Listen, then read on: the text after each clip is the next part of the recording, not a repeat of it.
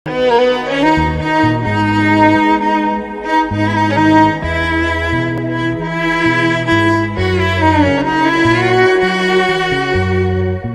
ملک د نورو برخو په شان نن په سوات کې هم د کرونا وایرس د مخنیوي لپاره د منګورې په علاقه نوي کلي یوسف آباد کې ام پی ای فضل حکیم په وینا باندې د واسه اهلکارانو جراثیم کش سپریګانې وکړلې چې د وجې نه د علاقې خلکو په خټکو کې ستاینه وکړې.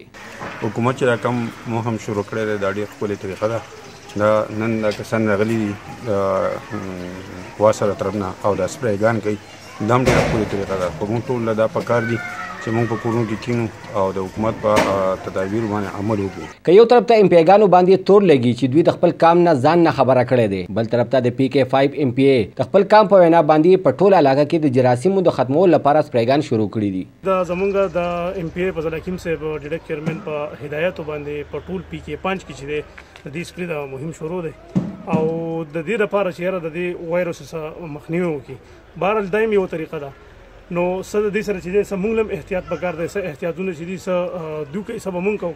په فرنټ لاین باندې که پولیس او ډاکټرانو ته د علاقې خلک سلام کوي، نو بل طرف ته واسواله هم د کرونا په جنګ کې یو اهم کردار لوبوي. سمد انجم، پاسون نیوز، منګورا، سوات.